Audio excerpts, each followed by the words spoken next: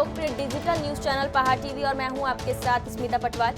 चलिए रुक करेंगे उत्तराखंड की तमाम बड़ी खबरों का, लेकिन उससे पहले एक नजर आज की हेडलाइंस पर। उत्तराखंड में 14 फरवरी को होंगे चुनाव, निर्वाचन आयोग ने की घोषणा। उत्तराखंड में सुबह से लगातार बारिश जारी, उच्च हिमालयी क्षेत्र में बर्फबारी से तापमान में आई भारी गिरावट। 2021 में वन विभाग रामनगर में 264 वाहनों से वसूला 2.53 करोड़ से ज्यादा का राजस्व। पुल निर्माण की वजह से ग्रामीणों का मार्ग कई महीने से बंद, आक्रोशित ग्रामीणों ने किया निर्माण स्थल पर प्रदर्शन।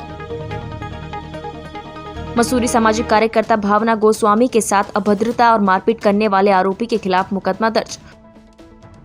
पूर्व मुख्यमंत्री त्रिवेंद्र सिंह रावत के गांव खेरासैंण से डोन नागधार देवस्थल मोटर मार्ग के बीच एक पुल का निर्माण कई महीनों से चल रहा है, जिसके कारण पूरा मार्ग ही बंद है। मार्ग बंद होने के कारण ग्रामीणों को भारी दिक्कतों का सामना करना पड़ रहा है, खासकर बुजुर्गों के लिए बड़ी परेशानी हो रही है। उन्होंने कहा कि उन्हें पुल बनने तक वैकल्पिक मार्ग की व्यवस्था दी जाए, लेकिन सरकार और प्रशासन उनकी सुन ही नहीं रहा है। उनके द्वारा कैबिनेट मंत्री और यहाँ के विधायक सतपाल महाराज, मुख्यमंत्री धामी और लोक निर्माण विभाग को कई बार सूचित किया गया है, लेकिन कोई भी उनकी सुध लेने वाला नहीं है। आक्रोशित ग्रामीणों ने पुल निर्माण स्थल पर सरकार के खिलाफ प्रदर्शन और जमकर नारेबाजी भी की। हम लोग देवस्थल, डोन, नगदार तीनों गांव की पूरी जनता यहाँ पर आई हुई है। हमारा मुख्य मार्ग मोटर मार्ग जो था ये बरसात से एवं पुल निर्माण के कारण बंद हो रखा है। हमें आने जाने में बड़ी परेशानी हो रही है। हमें वैकल्पिक मार्ग दिया जाए जब तक कि पुल का निर्माण होता है। तो आपने इस मामले में किसी जनप्रतिनिधि से या हमने इस मामले में श्री धामी मुख्यमंत्री उत्तराखंड, सतपाल महाराज विधायक एवं पीडब्ल्यूडी मंत्री और अधिशासी अभियंता प्रांतीय खंड लोक निर्माण विवेक सेमवाल को लिखित रूप में 2 बार एवं बार टेलीफोन द्वारा सूचना बराबर देते जा रहे हैं। क्या बोला उन्होंने फिर आपको? कोई सब बोल रहे हैं हो जाएगा, लेकिन अभी तक कार्रवाई कुछ नहीं की। यदि माना आपकी सुनवाई नहीं होती तो तब आप इस स्थिति में क्या करेंगे? हम इस स्थिति में एक ही रास्ता है, हम चुनाव का बहिष्कार करेंगे। आपका नाम? उदय सिंह नेगी। सर मेरा नाम जो है संतोष कुमार है और मैं जो है इस टाइम प्रधानपति हूँ और ग्राम सभा नगदार की जी। और आज हम जो दिनांक 7/1/2022 को यहाँ पर इकट्ठा हो रखे हैं, वो हम इसलिए हो रखे हैं कि बरसात के कारण हमारा जो वैकल्पिक मार्ग या बिस्किटी में जो था वो जो है ख़राब हो रखा है और अभी हम लोगों को जो है आने जाने में के लिए कोई रास्ता नहीं है, जिससे कि हम लोग जो है बहुत परेशान हैं। और हमारा जो है काफ़ी लोगों से मतलब हमने जो है बात करी जिसकी किसी ने कोई सुनाई नहीं की। और हमारा अब एक ही मेन लक्ष्य है कि जब तक हमें जो है हमारी समस्या का समाधान न किया जाए, हमें वैकल्पिक मार्ग न दिया जाए, तब तक हम जो है आगामी जो चुनाव होने जा रहा है उसमें हम जो है भाग लेने के लिए जो है भाग लेने में हम बहिष्कार करेंगे।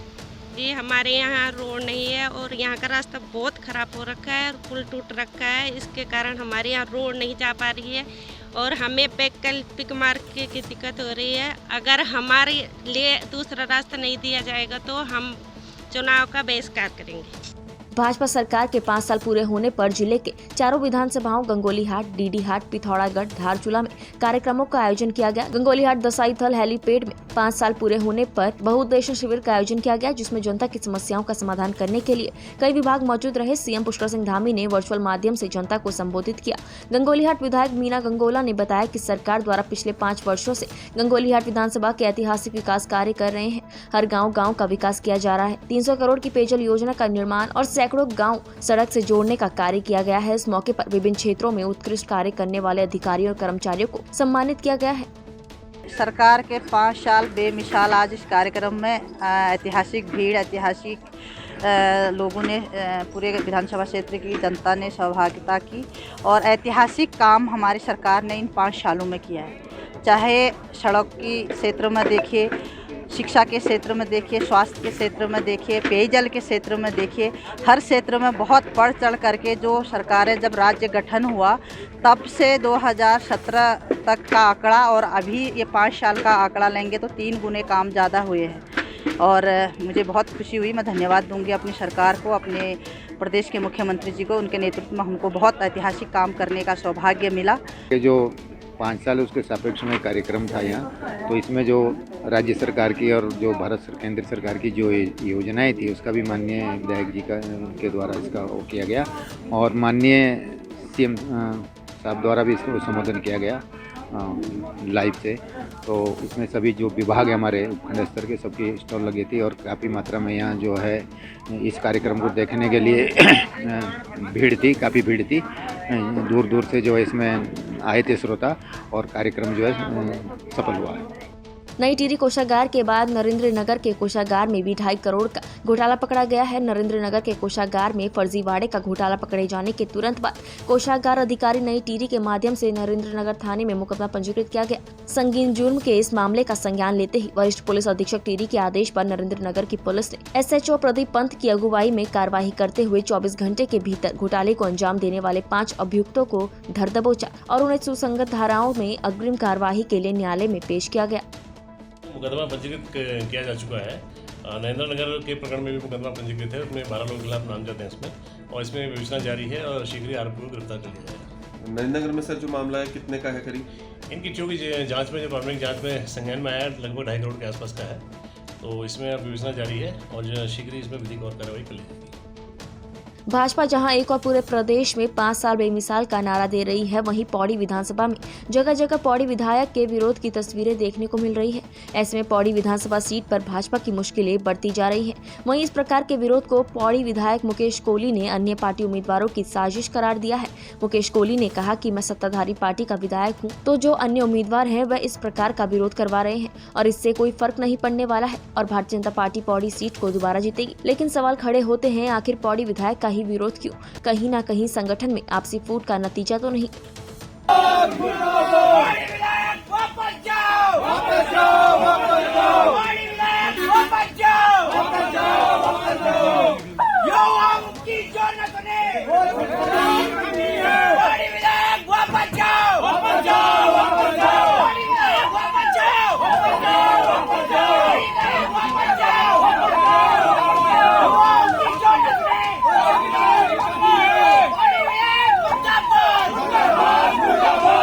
देखिए, हम राजनीतिक दल के लोग हैं। प्यार, प्रेम और साजिश ये सब साथ साथ चलती है। राजनीतिक में होने के कारण निश्चित तौर पर सभी दलों के भिन्न भिन्न उन दलों के कार्यकर्ता और दावेदार हैं। तो निश्चित तौर पर मैं सिटिंग विधायक हूं तो मुझे ही टारगेट किया जाएगा, पर मैं आपको विश्वास दिलाता हूं भारतीय जनता पार्टी पुनः पौड़ी विधानसभा को 2022 में बहुत भारी मतों से जीतेगी। और रुद्रप्रयाग जखोली ब्लॉक में इन दिनों सियासी पारा आसमान पर है। इसकी वजह से एक सड़क उद्घाटन के दौरान विधायक रुद्रप्रयाग ने कुछ ऐसा कह दिया कि बवाल मच गया। यहां तक कि यह भी नसीहत दे दी कि वोट बैंक के घटिया राजनीति शोभा नहीं देती। दरअसल मामला जखोली ब्लॉक के प्रवेश द्वार मयाली गाँव के लिए हाल ही कटी सड़क के उद्घाटन का है। सड़क कई वर्षों से लंबित पड़ी थी। अब चुनाव के ऐन वक्त पर विधायक रुद्रप्रयाग ने इस सड़क का फीता काट दिया और साथ में यह भी कह दिया कि जो भी अन्य लोग सड़क के संघर्ष करने की बात करते आ रहे हैं सब बकवासबाजी है, हमने ही सड़क के लिए संघर्ष किया। विधायक के इस बयान पर राज्य आंदोलनकारी और पूर्व क्षेत्रीय पंचायत सदस्य सुरेंद्र दत्त सकलानी ने कड़ी नाराजगी जताते हुए कहा कि विधायक ने सड़क का उद्घाटन जरूर किया और हम भी चाहते हैं कि सड़क हमारे गांव पहुंचे, लेकिन पहले से जो लोग इस सड़क के लिए संघर्ष करते आ रहे हैं उनकी मेहनत को बकवासबाजी कहना शोभनीय नहीं है। तो किसी को कोई रोजगार के नाम पे कहीं पर भी जो है किसी को भी रोजगार नहीं मिला है।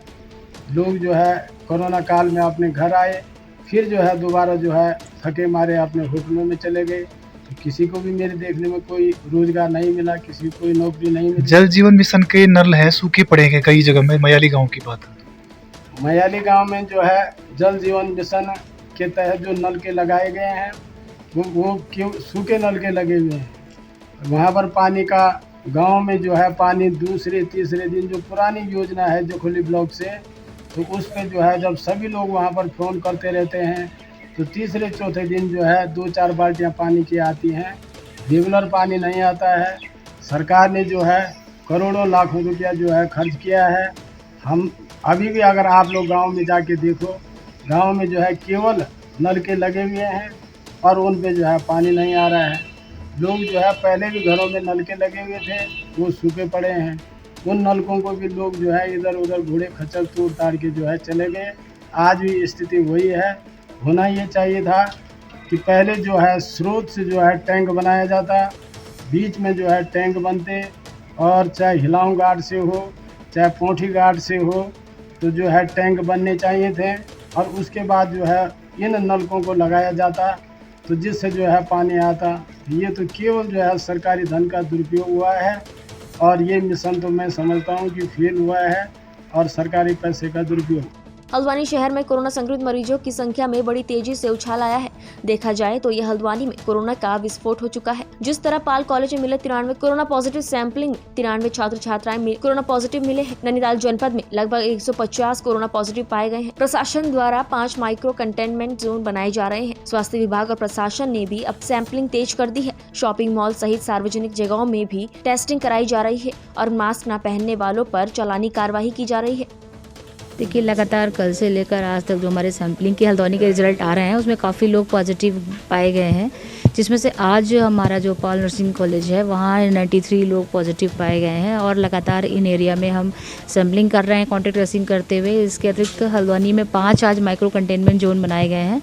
इन एरिया की सैम्पलिंग कराते हुए इस संक्रमण की दर को लगातार उन पर नज़र रखी जा रही है। देखिए, हल्द्वानी में 5 माइक्रो कंटेनमेंट जोन हम लोग ने बनाए हैं, जिसमें से जगदम्बा कॉलोनी, निशांत विहार, चौधरी बहन, पॉल नर्सिंग कॉलेज और भट्ट कॉलोनी है। और इन सभी जगह आसपास के लोगों की भी सैंपलिंग की जाएगी। इसके अलावा जो भीड़ भाड़ वाले इलाके हैं, जो मॉल्स हैं, उसमें भी हम कल रोस्टर वाइज चेकिंग करेंगे। वाली जगह पे कुछ संख्या निर्धारित कर दी गई है? देखिए, अभी हमारी जो भी सरकार की गाइडलाइंस है उसमें ऐसी कोई संख्या भी निर्धारित का भी नहीं आया है। जो भी हमारी लेटेस्ट गाइडलाइंस होगी उसके अकॉर्डिंग हम लोग नियमों के लिए लोगों को पालन करने के लिए करेंगे। और फिलहाल फिर ये अपील ज़रूर की जा रही है कि भीड़ भाड़ वाले इलाकों में जाने से बचें। मास्क का प्रयोग बिल्कुल कंपलसरी कर दिया गया है। मास्क का प्रयोग करें और इसके लिए हम लोग ने अपनी टीमें अलर्ट कर दी हैं। वापस चालान की कार्रवाई की जाएगी। जो लोग मास्क नहीं लगाएंगे उनमें सख्ती से कार्रवाई होगी।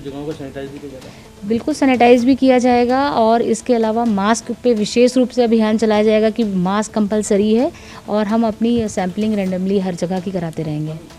उत्तराखंड कैबिनेट मंत्री गणेश जोशी ने मसूरी के अंतर्गत आने वाले चामासारी क्षेत्र को बड़ी सौगात देते हुए 136.99 लाख रुपए की विभिन्न योजनाओं का शिलान्यास और लोकार्पण किया। इससे पूर्व मसूरी चामासारी कंपनी बाग के सामुदायिक भवन में आयोजित कार्यक्रम में ग्राम प्रधान चामासारी नरेंद्र सिंह मेलवान और अन्य क्षेत्रीय जनप्रतिनिधियों के द्वारा कैबिनेट मंत्री का फूलों की माला और शॉल भेंट कर स्वागत किया गया। पार्टी की सरकार सबका साथ, सबका विकास और सबका विश्वास इस नारे लेकर काम करती है।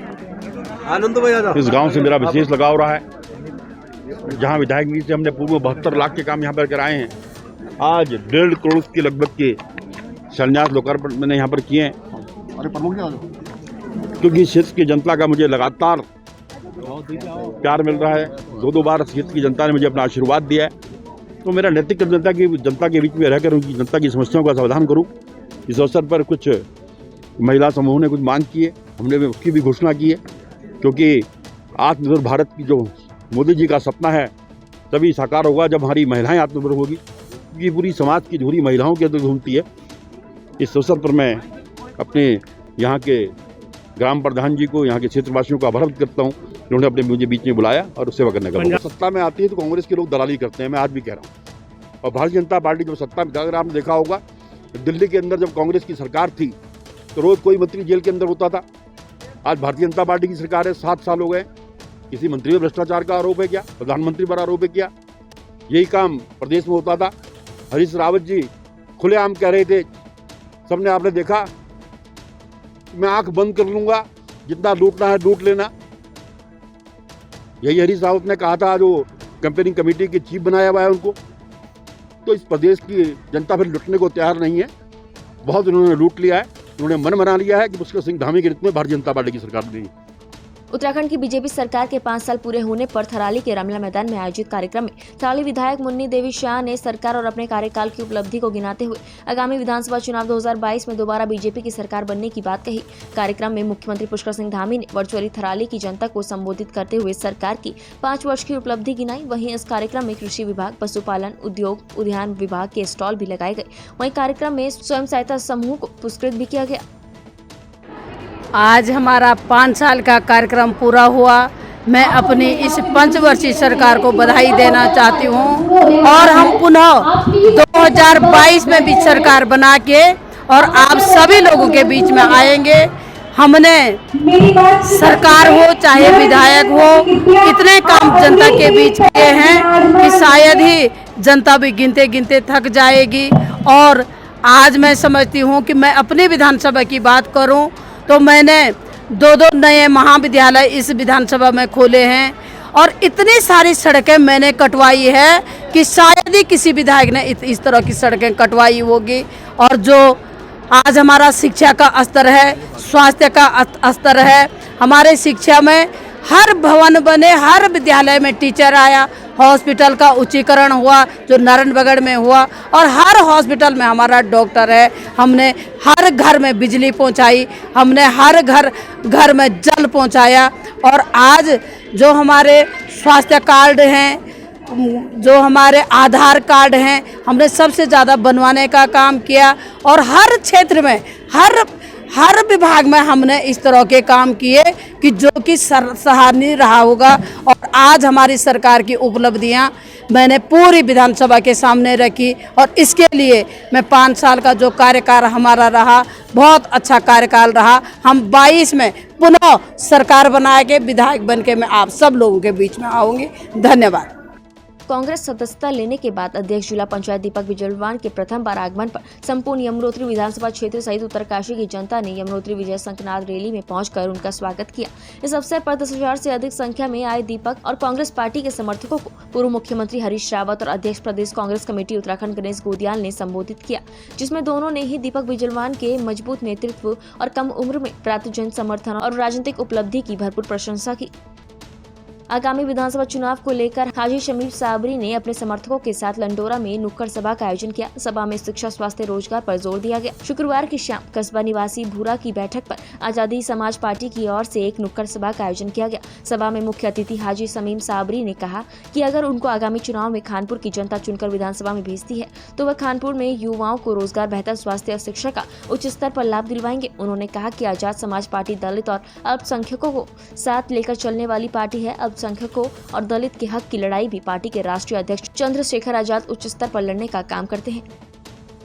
प्रदेश के विधानसभा चुनाव नजदीक आते ही सभी राजनीतिक पार्टियां सक्रिय नजर आ रही हैं। वहीं भाजपा भी इस बार के विधानसभा चुनाव में भाजपा 60 पार लक्ष्य है। अल्मोड़ा की जागेश्वर विधानसभा में राज्य बनने के बाद जहां लगातार कांग्रेस का कब्जा है, वहीं इस बार अब भाजपा इस पर काबिज होने के लिए कड़ी मेहनत कर रही है। कांग्रेस के कद्दावर नेता गोविंद सिंह कुंजवाल ने इस विधानसभा से लगातार जीत हासिल की है। वहीं 2017 में भाजपा के सुभाष पांडे ने कुंजवाल को बड़ी टक्कर दी। कुंजवाल महज कुछ ही मतों से अपनी जीत हासिल कर पाए, जिसको लेकर भाजपा इस बार इस सीट को किसी भी हालत में हासिल करने में जुट गई है।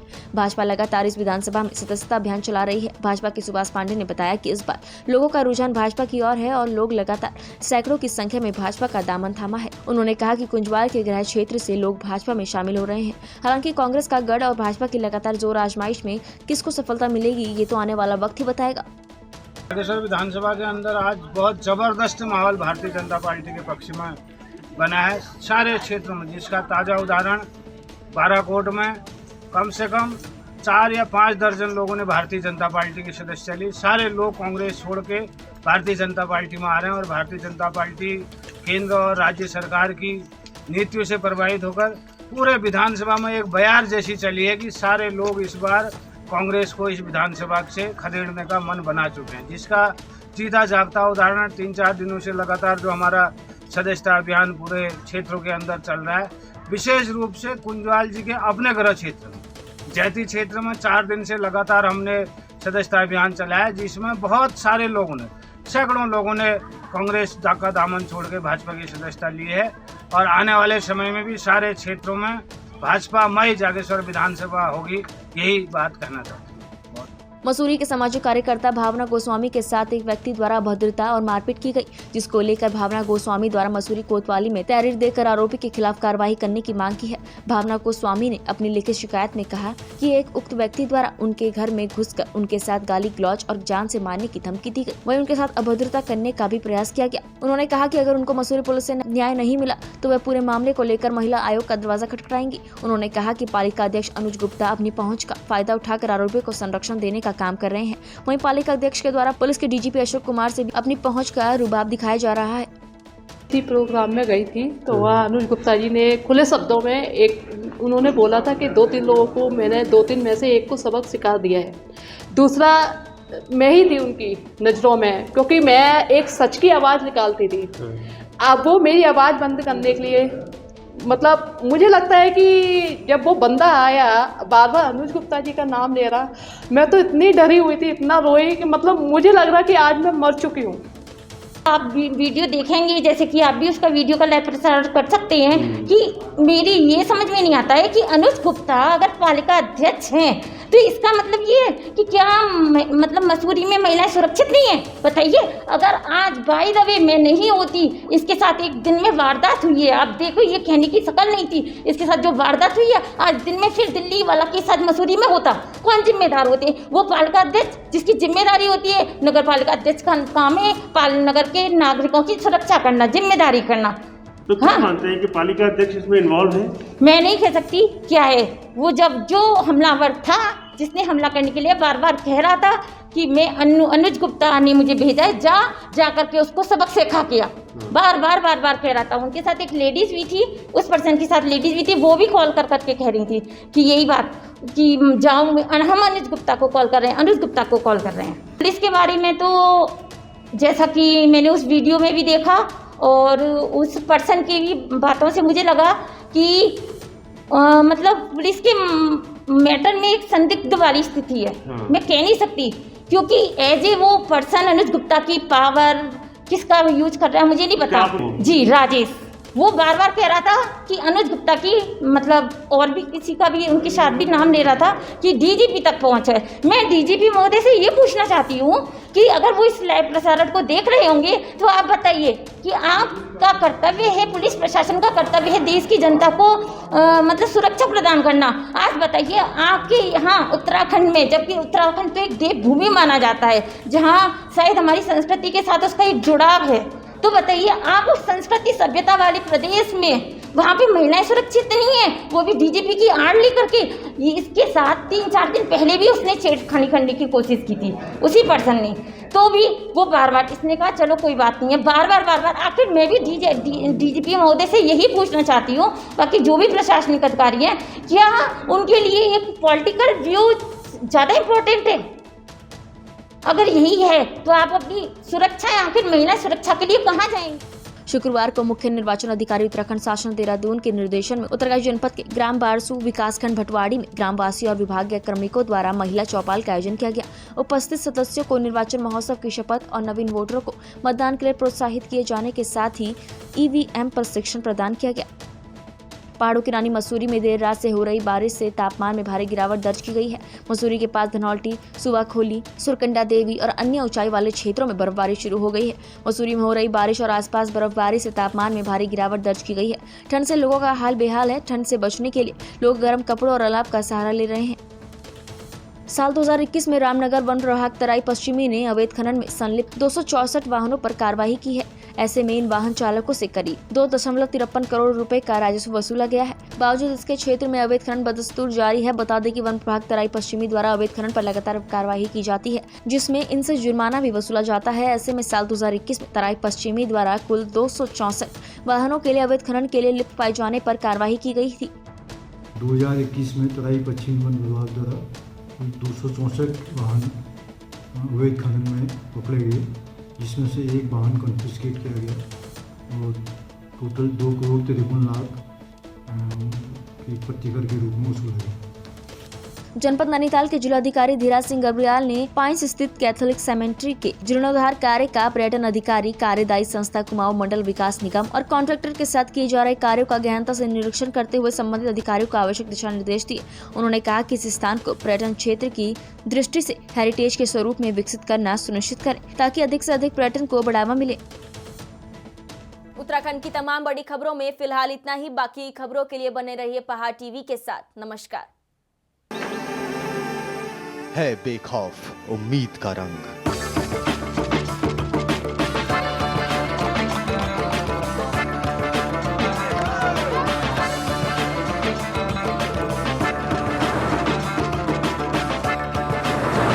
है आस्था भी।